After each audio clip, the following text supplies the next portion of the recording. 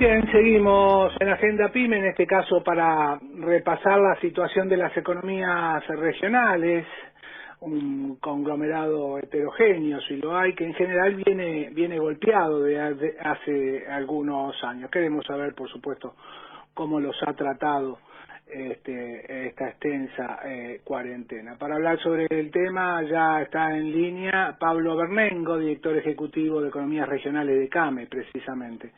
Buenas noches, Pablo, gracias por atendernos. ¿Cómo estás? Buenas noches, Nino. Es un gusto para mí. Y como vos bien decís, la importancia de las economías regionales, ¿no? Así es, Que es hacen al clave, 63. ¿no? Y todos los gobiernos se llenan la boca hablando de las economías regionales, que en realidad representan el 63% de los productores agropecuarios según el censo 2018, Claro. que da trabajo a más de 900.000 puestos de trabajo en todo lo que es la Argentina profundo, el que da el arraigo, Perfecto. el que Sí, sí, claro. cotidianamente también nos llena nuestra mesa cotidiana, ya sea con la aceituna, con el vino, con la yerba mate, con el té, por Exacto. citar algunas de las cosas que nosotros consumimos a diario en nuestra mesa de todos los argentinos. Que constituyen los productos de las economías regionales, precisamente, ¿no? Generalmente son complejos agroindustriales, Ujú. ¿sí? Porque todo una manzana que sale de una finca pasa por un proceso de empaque, de clasificación, de frío, y recién llega al consumidor, ya sea al mercado central o a los mercados, con todo un tratamiento, ¿no? Se le da valor agregado. Claro, de alguna forma es un poco lo que vos decís, que haces muy bien en recordarlo, porque la mayoría de la gente me parece que no lo conoce, es el valor agregado, precisamente, respecto, a diferencia de los commodities, como la soja, que también pueden transformarse en aceite, por supuesto, y en alimento para animales, pero muchas veces se exporta, por ejemplo, a granel, ¿no? Sin ningún tipo de valor agregado. En cambio, los productos de las economías regionales, como bien decís en el caso de las manzanas o las peras, tienen un proceso previo incluso al empaque que es un valor, adicionado, ¿no? Y muchas veces todo ese valor, suponete, una botella de vino, solamente el producto vino, por hablar, es el 7% del valor de la botella, Ujú. ¿no? Es decir, esas cosas, esas brechas que tenemos hay que achicarlas. Y como vos Exactamente. también bien decís, suponete, nosotros exportamos poroto de soja o de maíz, y es para que los chinos alimenten sus aves o sus porcinos, sus chanchos, Ujú. y tenga el consumidor chino una bandeja de un chancho alimentado con soja Argentina. o maíz argentino. Y creo que Exactamente. lo que tenemos que enmarcarnos en el nuevo paradigma después de esta pandemia es justamente poder suministrar el alimento directo, es decir, que la bandeja de ese chancho sea hecho acá en la Argentina y nosotros mandemos bandejitas de chancho, de pollo, digamos, de un producto terminado. Exactamente. Pablo, ¿qué pasó con la cuarentena en el caso de los productores de las economías regionales? ¿Estuvieron produciendo todos o casi todos? No, a ver, yo te voy a comentar un poco. Es decir, Dale. con normalidad, nosotros hicimos una encuesta que la terminamos a mediados de mayo, Ujú. y donde solamente el 31% pudo terminar su cosecha con cierta normalidad. Es decir, hay un 69% que tuvo irregularidades. Y dentro de este 69% hay un 11% que no pudo cosechar. Vos sabés que las economías regionales, como bien decíamos anteriormente, son grandes dadoras de mano de obra. Ujú. Y solamente el 53% pudo trabajar con una plantilla igual a años anteriores. Es decir, que por lo general se trabajó con menos plantel para cosechar, para producir nuestro producto agroindustrial. Y Sí, es sí, decir, eso se perdió productividad. claro. Y es importante mencionarlo porque hubo muchas dificultades, ya sea en el traslado de productos, como el traslado de la propia gente que de un pueblo tenía que llegar a las propias fincas, ¿no? Claro, y ¿pudieron medir en CAME a cuánto asciende esa pérdida de productividad que contás, Pablo? No, sí, porque lo que estamos, a ver, lo que estábamos midiendo era un poco los distintos factores y variables que manejamos. Lo Ujú. que sí, el conjunto de problemáticas que fuimos teniendo nos lleva a que nuestra productividad sí perdió en importancia. También se nos elevaron los propios costos. Hoy Claro, vos fijate que para traer un camión de manzana del Valle, de Río Negro, tiene que hacer 1.300 kilómetros. sí, Y anteriormente a esta pandemia ese costo era de 50.000 pesos. Hoy, debido a las restricciones existentes, ese camión que llega al mercado central con las manzanas o peras vuelve vacío al territorio, al valle. claro. Y por ende no tenemos que hacer cargo del 100% de ese flete, Duplica el costo del transporte, del transporte, claramente, que es lo ¿no? que llamamos el flete muerto. Pero esto Claro. nos pasa con las cebollas que tienen que llegar a Tucumán, con los tomates que vienen de Salta. Es decir, es toda una pérdida de competitividad en cada uno de los sectores y que se nos manifiesta en tener una menor ganancia. Por supuesto, nuestro sector Por supuesto. trabajó y se puso en mente, eran un eslabón importante en lo que era cubrir, poder entregar a los mercados en tiempo y forma el abastecimiento, Sí, sí, sí. más allá de la mirada económica de cada una de las explotaciones. Así que en ese aspecto se pudo cubrir esta parte positiva, que Ujú. fue abastecer, como lo es hoy, abastecer a los distintos mercados. Claro. Pero suponete, el 82% de nuestros productores ¿sí? Tuvieron problemas para comprar materias primas o insumos. Entonces, Ajá. es un problema porque muchos de nuestros insumos son dolarizados.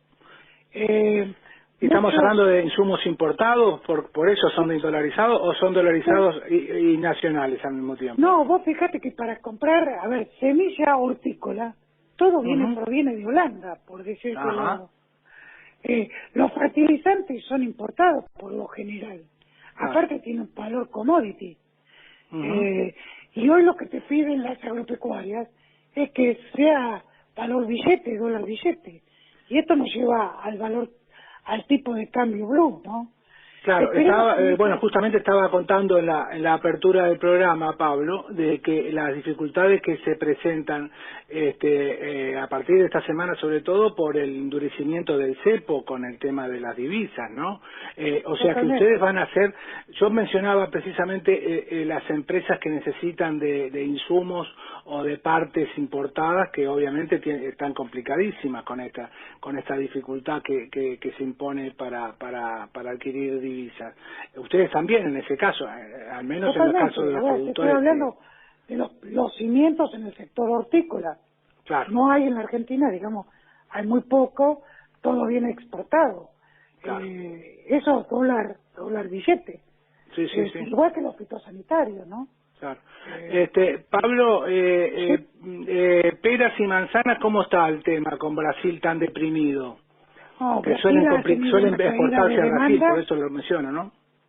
sí, Brasil ha tenido una caída de demanda, los galpones de empaque están colocando bastante sus productos en Rusia, ¿sí? Ajá, Por eso vas a ver, si uno empieza a analizar las exportaciones de peras y manzanas, sobre todo peras, con respecto a las exportaciones hay un incremento, pero lo que es valor producto, hay una merma. Es decir, si vos lo medís en volúmenes, probablemente estemos haciendo iguales volúmenes que años pasados, pero con Brasil nuestro mercado está restringido porque ha caído la demanda brasilera. por supuesto, por supuesto. ¿Cuáles son las economías regionales más afectadas en lo que va de la pandemia?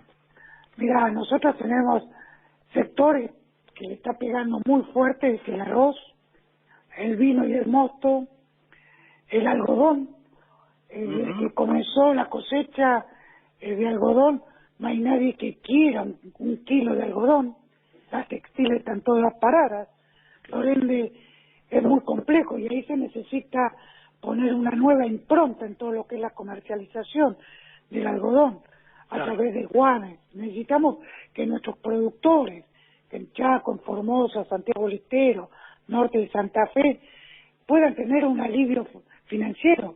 La pequeña y mediana empresa agropecuaria PYME de las economías regionales no tienen espalda, financiera, ¿no? Y por ende ¿Han podido acceder al crédito para pagar sueldos como en los últimos tiempos? Me refiero, por ejemplo, a la línea de la tasa 24%. Mira, en la encuesta nosotros, justamente, quien pudo tomar la línea de crédito eran empresas solventes, digamos, que tenían carpetas crediticias bien armadas, ¿no? Claro. La pyme nuestra prácticamente no fue solamente, a ver, te voy a comentar el dato específicamente, digamos, los encuestados, solamente el 8% pudo tomar la línea de crédito del 24%. 8%. 8%, ATP 4.6%. Línea de crédito por banca privada o pública estamos en el 7.8%. Generalmente lo que se ha producido es una descapitalización, utilización de fondos propios con un 40%. Por supuesto. Pablo, entré en un poco de encontrarle explicaciones a esto. ¿Se puede descartar que muchos productores no manejan la tecnología para solicitar crédito por home banking, por ejemplo, por decir algo? No, a ver, en ese aspecto nosotros, cuando nosotros cosechamos, mucho de lo que nosotros hablamos, las cuadrillas que se generan, cuando vamos a levantar la aceituna, el sector vitivinícola, pera, manzana, ahora estamos con el sector citrícola, ¿sí? Es gente que viene de otras provincias. Claro. ¿Y qué es lo que sucede? Generalmente no son bancarizados. Claro. Generalmente se les paga los días sábados en el campo. Y en un momento, al no funcionar las ventanillas, desde CAME le hemos pedido al Banco Central, acompañado por el Ministerio de Agricultura, que realmente estos productores puedan sacar efectivo para pagar a sus cosecheros, a sus jornales. Caso contrario, bancarizar a todo el mundo. ¿Cómo? Caso contrario, bancarizar a todo el mundo, digo. Claro, pero no es que generalmente gente que no está bancarizada, pero no porque no tenga ganas, sino porque viven en pueblos muy aledaños, viven lejos de las ciudades, claro.